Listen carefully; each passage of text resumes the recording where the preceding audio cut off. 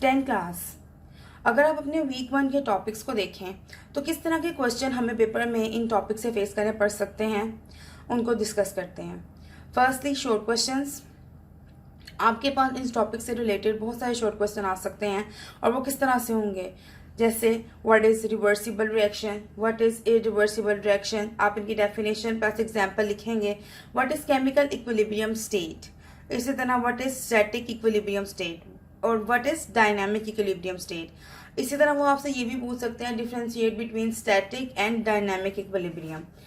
फिर आपसे पूछा जा सकता है what is forward reaction, what is reverse reaction, इन दोनों का डिफरेंस भी पूछा जा सकता है। Any two properties, any two characteristics of dynamic equilibrium, any two characters of forward reaction, any two characters of reverse reaction.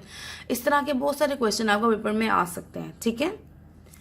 Now अगर long questions की बात कर ली जाए तो आपके पास बेटा लॉन्ग क्वेश्चन आ सकता है डिफाइन और एक्सप्लेन रिवर्सिबल रिएक्शन, ठीक है। फिर वो आपको ये भी कह सकते हैं define and explain A reversible reaction with example, reversible reaction with example. Reversible के लिए बेटा आप एग्जांपल यूज़ कर सकते हैं हाइड्रोजन आयोडाइड, उसको कंप्लीट एक्सप्लेन करेंगे। और रिवर्सिबल के लिए कैल्शियम कार्बोनेट की एग्जांपल यूज़ की जा सकती है। इन केस अगर आपके पास इरिवर्सिबल रिएक्शन आ जाता है उसके लिए आप वाटर की एग्जांपल इलेबोरेट कर सकते हैं। Explain macroscopic characteristics of dynamic equilibrium, वो जो लास्ट हमने 5 पॉइंट्स अपने रेडी किए थे वो सारे के सारे इस लॉन्ग क्वेश्चन के अंदर आप एलेबोरेट करेंगे। उसके अलावा differentiate between forward and reverse reaction, इन दोनों का कंपैरिजन भी आ सकता है आपको लॉन्ग क्वेश्चन के अंदर।